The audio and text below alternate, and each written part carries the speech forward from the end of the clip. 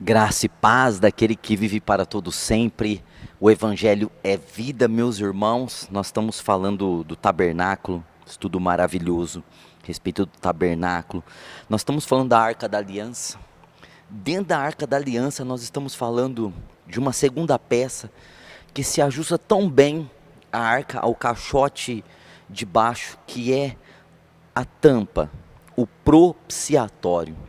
Nós estamos estudando, nós já falamos várias coisas a respeito desse propiciatório. É uma tampa tão importante, muito importante. Nós explicamos já alguns detalhes sobre essa tampa e hoje nós vamos falar mais um pouco. É essa tampa, que é chamada de propiciatório. Essa palavra propiciatório tem um sentido de propiciar, de fazer ser propício, no caso Deus se tornando propício ao homem, certo? E há uma ligação muito grande com expiar. Expiar é tirar a culpa. Então Deus se torna propício quando não existe a culpa. Daí propiciar e expiar estarem interligados, porque é através da expiação que Deus se torna propício. Então veja que essa tampa tem muito a ver com o expiar, o tirar a culpa, o retirar o pecado, retirar o erro, para que Deus possa ser propício, para que Deus possa ser benevolente com o seu povo. Então esse é o sentido de ter essa tampa ali. Veja bem que então essa tampa, ela está ali em cima e ela está falando para nós de propiciar, de fazer propício. E como Deus se tornava propício aos homens ali do Antigo Testamento? Por expiação, por expiação. E como acontecia a expiação? Acontecia por meio de sangue. Então acontecia através de um sacrifício. E esse sacrifício era o sangue derramado sobre essa tampa. Então veja que essa tampa, ela foi colocada ali para que o sangue fosse colocado sobre ela. Então essa tampa e o sangue e a tampa, eles estão entrelaçados, eles andam juntos. Essa tampa só existe ali por causa que é necessário ser derramado o sangue nessa tampa. Então veja que o sangue é derramado nessa tampa. Nós vimos então com muita clareza a respeito dos itens que estão dentro da arca. São 3 os itens que estão dentro da arca: as 2 tábuas da lei, as 10 palavras, o decágulo. Nós vimos também o pote de maná, o maná escondido. Nós vimos também a vara de Arão que floresce. Então dentro da arca estavam esses 3 itens tão valiosos, tão importantes, que é um significado muito tremendo e que, além de ter significado tremendo, aponta para o Senhor Jesus. Agora o sangue é derramado sobre a tampa. Esse sangue é derramado sobre a tampa como uma expiação para tirar a culpa, para Deus se tornar propício. Daí o nome propiciatório, certo? Mas como ocorria, como acontecia essa propiciação? Veja que o sangue era derramado sobre essa tampa. E através do sangue derramado, aspergido no caso.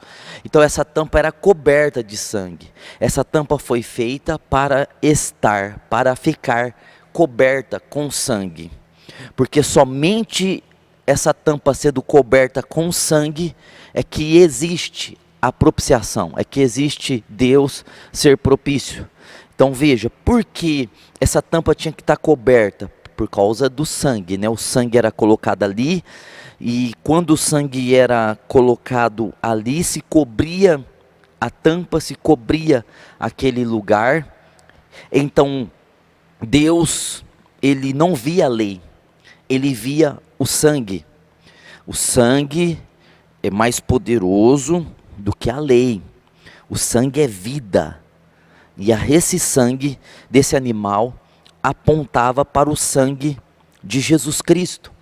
Era uma parábola, era uma figura apontando para a realidade lá na frente, na cruz, o sangue de Cristo. Então, quando existe lei, existe condenação. Se existe lei, existe culpa. Se existe lei, existe bênção e maldição. Se existe lei, existe vida por meio de viver a lei. Então, as pessoas eram abençoadas se vivessem a lei. Mas se não vivessem a lei, elas seriam amaldiçoadas. É aquele famoso capítulo de Deuteronômio 28, que começa dizendo que se os homens atentamente ouvissem a voz do Senhor seu Deus e obedecessem todos os mandamentos, eles seriam abençoados. Mas aí no versículo 15 diz assim: mas se os homens esquecerem dos meus mandamentos e não viverem os meus mandamentos, eles não vão ser abençoados. Aí começa uma série quase que interminável de maldições. Então, onde existe a lei, existe o apontamento para o pecado. A lei, ela revela o pecado, ela mostra o pecado. E se existe o pecado, existe a condenação, que é a morte. O salário do pecado é a morte. E a lei, ela revela o pecado, para que através do pecado haja um salário. O salário do pecado é a morte. Então, o sangue era colocado ali, ou seja, o sangue está apontando para a morte, para a vida. Alguém morreu para que aquela vida fosse colocada naquela tampa, e ao ser colocado naquela tampa aquele sangue, era morte e vida sendo colocada ali, para que a lei fosse coberta e Deus pudesse ser propício. Porque onde existe apenas a lei, sem o sangue, não há como Deus ser propício. Porque a lei seca, a lei sozinha, as palavras de Deus sozinha, sem o sangue, são palavras para nos condenar, porque nós não temos condições alguma de sermos salvos, de sermos abençoados por meio da lei. Daí é necessário o sangue.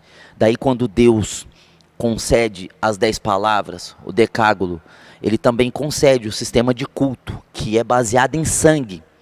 Porque o sangue aponta para a vida, a lei aponta para caráter, para moralidade, para justiça, mas o sangue aponta para a vida. E a vida é maior, a vida que há no sangue é maior do que a lei fria nas tábuas de pedra. Então veja que o sangue, então, ele é muito importante. Ele é tão importante quanto a tampa, porque a tampa com o sangue faz a propiciação, porque quando a lei é coberta, Deus pode abençoar o povo com maná, Deus pode abençoar o povo com provisão, porque o maná aponta para a provisão, nós vimos isso, e Deus pode também gerar, causar, proporcionar vida e ressurreição ao povo de Deus. Então veja, que o pote de maná está ali, se a lei é coberta, maná, provisão, prosperidade, suprimento diário. Se a lei é coberta, a vara de Arão está ali. A vara de Arão aponta para a eleição, para a vida, para a ressurreição. Então, Deus está confirmando a eleição do seu povo, e Deus está derramando sobre aquele povo vida, muita vida, para que eles possam viver vida, felicidade, paz, plenitude, saúde, cura, vitória sobre os inimigos, bênçãos nas colheitas, as chuvas que eram prometidas, tudo isso acontece, e ressurreição, e poder para testemunhar às nações a grandeza de Deus, ressurreição para testemunhar aos outros povos como esse Deus é o Deus verdadeiro, é o Deus justo, é um Deus bom. Então, se a lei é coberta com sangue, se o sangue substitui a lei, se o sangue é a vida que paga o salário do pecado, então pode haver provisão, vida e ressurreição. Então por isso essa tampa deveria estar sempre coberta de sangue, para que a lei fosse coberta com sangue, e Deus pudesse dessa forma abençoar o povo através desse sangue, desse animal. Então nós vemos que o sangue, é aí que nós vamos chegar, o sangue é muito importante, porque o sangue é vida. Nós vamos ver isso aqui, né? No livro de Levíticos, por exemplo, capítulo de número 17, verso de número 11, nós vamos ler aqui o seguinte: porque a vida da carne está no sangue, Glória a Deus. Então, a vida da carne está no sangue. Então, no sangue existe vida. Por isso que o sangue era derramado no propiciatório. Ao ser derramado o sangue, estava sendo derramado vida. Vida superando a morte. Vida superando pecado. Vida superando qualquer outra coisa. Então o sangue contém vida. Veja que o sangue e vida estão atrelados, ligados, vinculados. Daí o sangue, fisicamente falando, esse líquido vermelho, composto de substâncias, mas nesse sangue físico tem vida. Vida é algo que não se explica. Vida é algo que não se compreende corretamente. Mas vida está no sangue. Daí, o sangue ser algo tão valioso, tão importante, tão necessário, certo? Tão profundo nas Escrituras. Daí você já pode entender por essa explicação tão pequena a respeito do sangue de Jesus. O sangue de Jesus é a vida de Jesus. O sangue de Jesus é a vida de Deus homem, de homem-Deus. O sangue de Jesus é diferente de todo tipo de sangue. O sangue de Jesus é diferente do sangue de animal, porque sangue de animal é irracional. O sangue de Jesus é diferente do sangue de homem, porque sangue de homem é sangue racional, mas é sangue humano apenas, é vida humana. Agora o sangue de Jesus é sangue humano e sangue divino, porque Jesus ele é tanto Deus quanto homem, ele é tanto homem quanto Deus. Ele é divino e humano, humano e divino. O sangue, então, de Jesus contém nesse sangue, é o único sangue que existe, que contém vida humana e vida divina. Animal só tem vida animal, homem só tem vida humana, mas o sangue de Jesus tem vida tanto humana quanto divina, e por isso que tem uma vida que é atrelada, entrelaçada entre si. Uma vida humana e uma vida divina. Então por isso o sangue de Jesus é o elo que nos liga a Deus, porque é tanto homem quanto Deus, é tanto Deus quanto homem. Então o sangue de Jesus é a vida de Deus e a vida de homem. A vida de Deus em nós é a vida de homem em Deus. Olha como é poderosíssimo o sangue de Jesus. Não é à toa que diz que o sangue de Jesus é conhecido antes da fundação do mundo, certo? Então o sangue tem esse valor de vida, e vida é mais poderoso do que a lei, vida é mais poderoso do que o pecado, vida é mais poderoso do que a condenação. Se o salário do pecado é a morte, Romanos 6:23, a vida é maior e está pagando esse salário, que é a vida de Cristo. Então veja o que nós estamos vendo aqui, certo? O significado do sangue em todas as escrituras. Daí nós vamos começar a perceber, certo? Essa história do sangue na Bíblia, que é tão forte, né? A gente começa lá em Gênesis, por exemplo, no capítulo 3, no verso 21.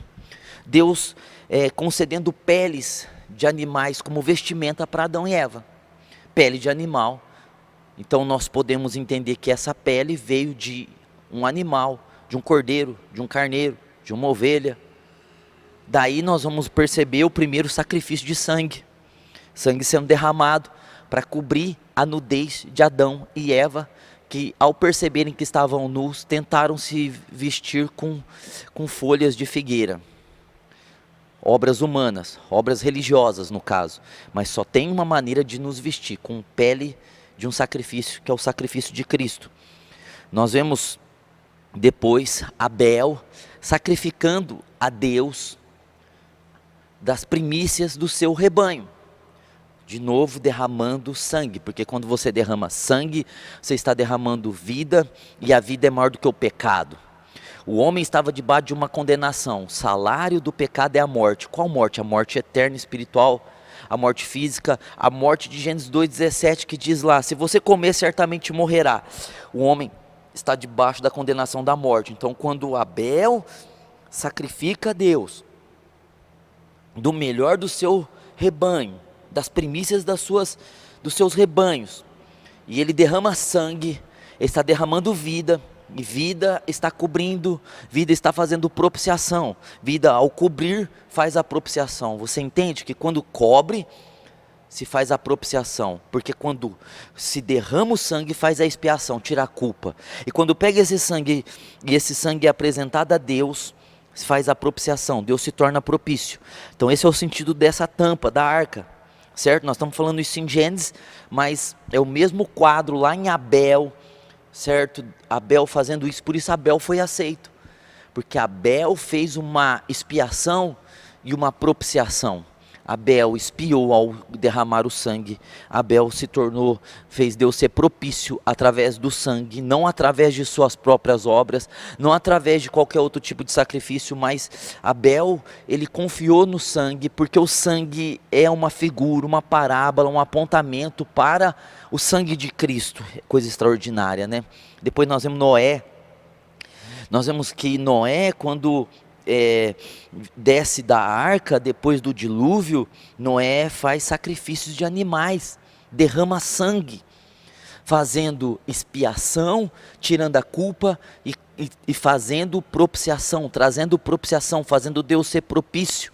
Então veja, derramamento de sangue em Gênesis 9, 20, Noé descendo da arca, já apontando de novo para a obra de Cristo. O propiciatório que nós estamos falando, que aponta para a obra de Cristo, essa tampa aponta para a obra de Cristo, esse sangue que era derramado sobre essa arca aponta para a obra de Cristo. O Senhor, lá depois da queda, vestindo os homens de pele, aponta para a obra de Cristo. Abel aponta para a obra de Cristo. Noé, quando desce da arca, está apontando para a obra de Cristo. Aí nós vemos depois o patriarca, nós vemos o Abraão em Gênesis 12, 7, fazendo o seu primeiro altar. E os construtores de altar, o que significava construir um altar? Se levantava um altar de pedra, né, ou de areia, ou de terra, certo? Ou de madeira. No caso, Abraão levantou de pedra, e no cume desse altar se fazia um sacrifício, ou seja, imolava, matava um animal e derramava o seu sangue na ponta desse altar. O que Abraão estava fazendo? Ele estava fazendo uma expiação, tirando a culpa, e ele estava trazendo propiciação, fazendo Deus ser propício.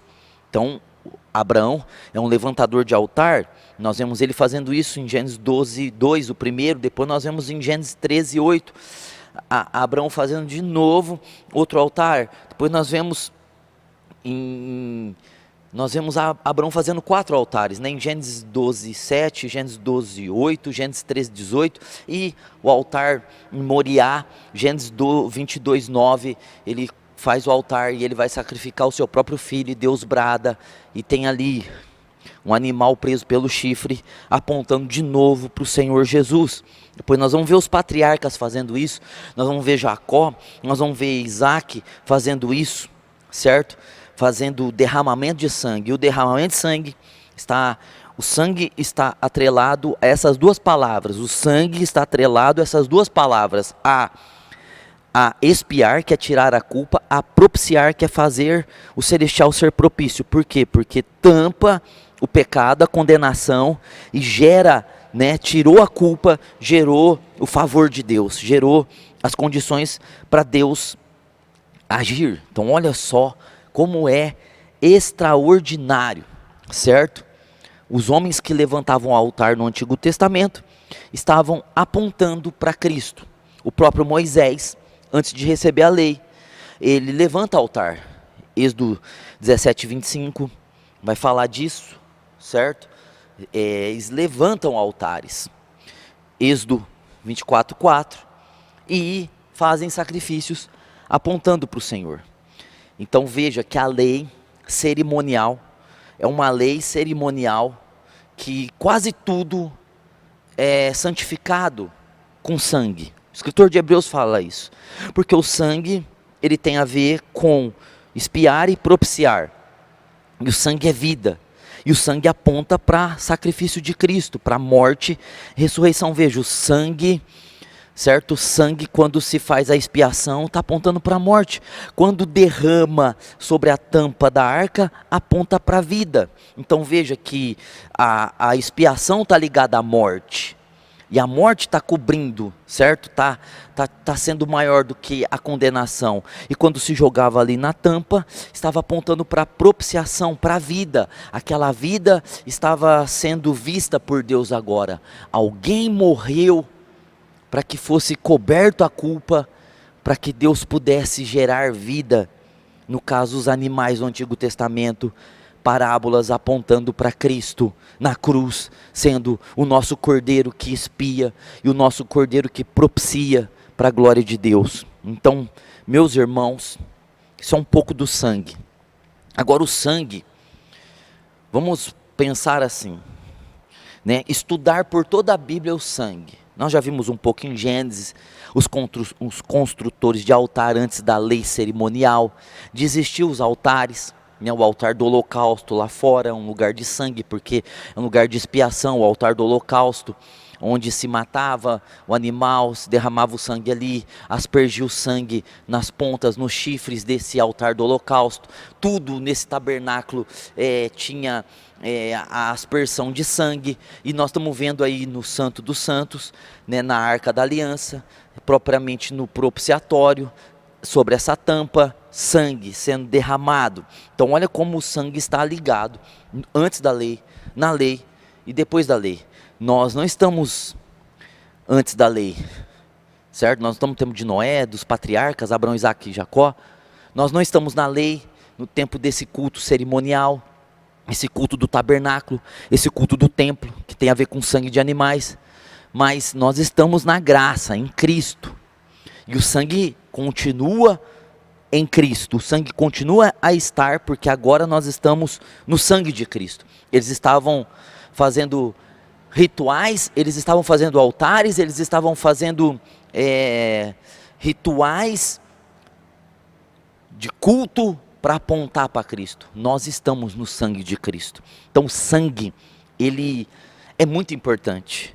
E o sangue fala de duas coisas prioritariamente. Vejam, nós falamos que o sangue expia e que o sangue propicia. O sangue tira a culpa e o sangue faz Deus ser favorável. O sangue tira a culpa e o sangue nos faz derramar graça, Deus derramar graça sobre nós. Então, se o sangue tem essas duas utilidades em si, o sangue vai falar então de duas coisas importantes também, além dessas duas. O sangue vai falar de libertação e de comunhão. Então o sangue pode ser estudado na Bíblia inteira como libertação, a libertação e a comunhão. Então essas duas palavras, libertação e comunhão, elas passam pelo sangue. Não existe, não há, não pode haver libertação sem sangue. Sem sangue não tem libertação. E nós também vamos ter clareza disso agora, que comunhão só é verdadeira, só pode existir comunhão entre nós e Deus pelo sangue. A comunhão passa pelo nosso relacionamento com Deus, pela nossa adoração, pela nossa música, pela nossa maneira de fazer a obra de Deus, pelos nossos cultos na igreja, pela nossa vida cristã, pela nossa procedência, por nossa conduta. Tudo isso é comunhão, e a comunhão só pode ser possível por meio do sangue. Então isso é algo muito importante, nós precisamos, nós temos que pegar, certo? Que o sangue é libertação e o sangue é comunhão. Então nós só somos libertos por causa de sangue, e nós só temos comunhão com Deus em todas as atividades espirituais que temos, através do sangue. No caso deles era o sangue de animais que apontava para Cristo. No nosso caso é o sangue da realidade, que é o sangue de Cristo, que já estamos em Cristo com o sangue de Cristo. Então veja que se eles alcançaram tudo que alcançaram, vivendo uma parábola, vivendo uma figura, vivendo uma sombra, e alcançaram tudo que alcançaram, tiveram tudo que tiveram, experimentaram tudo que experimentaram, quando estavam vivendo no sangue, porque nem sempre eles viveram por meio desse sangue, né? Todas as vezes que eles deixaram de fazer essa prestação de culto com sangue, eles caíram, foram vencidos e destruídos. Mas todas as vezes que eles estavam atrelados a esse sangue, eles foram bem-sucedidos. Nós estamos na realidade, nós estamos no corpo, nós estamos na substância, nós estamos no significado da parábola, no cumprimento da parábola, nós estamos no corpo, não na sombra. Que dirá nós se vivermos com o entendimento do sangue? Que dirá nós em nossa libertação, em nossa vida espiritual, em nossa vida ministerial, em nossa vida financeira, em nossa vida familiar, em todas as áreas? Sangue real de Jesus, que não é um animal, que não é só um homem, que é um homem-deus, um Deus-homem. Então veja que, repetindo, o sangue em toda a Bíblia fala de libertação e de comunhão. Então nós estamos estudando Êxodo, por exemplo. Êxodo, que é o livro da saída, o povo de Israel saindo do Egito. Veja que nós estamos falando todos os apontamentos, nós não estamos estudando judaísmo, né? Nós não estamos estudando a história do povo hebreu apenas, porque nós não somos judeus, nós somos cristãos. Então nós estamos vendo Cristo e a igreja em tudo isso, que é por isso que foi deixado esses textos para nós, foi permitido, para que nós pudéssemos viver, não como judeus, não como hebreus, como israelitas, não, mas como cristãos, que nós estamos em Cristo, superior. Esse livro de Êxodo fala da saída, esse livro de Êxodo então, do capítulo 1 ao capítulo 18, nós vamos perceber nesses capítulos do 1 ao 18, que está falando do sangue como libertação. Então, o sangue é tratado até o capítulo 18 como libertação. É Deus libertando seu povo. Mas do capítulo 19, certo? Ao 40, nós vamos ver Deus tratando com o povo, nós vamos ver Deus ministrando ao povo, através do sangue na comunhão. Então do 1 ao 18, libertação, do 19 ao 40, comunhão. Libertação pelo sangue, comunhão pelo sangue. Glória a Deus por isso. Então nós vamos fazer essas duas linhas, porque essas duas linhas, tanto da libertação quanto da comunhão, está apontando para Jesus, o sangue de Jesus, e nós hoje, como eles antes no passado, nós hoje somos libertos pelo sangue, e nós hoje temos comunhão pelo sangue do Senhor Jesus Cristo. Então no próximo estudo, nós vamos já começar a falar do sangue como libertação. E depois nós vamos falar do sangue como comunhão para a glória de Deus. Então que você possa estar aprendendo, o Evangelho é vida, meus irmãos.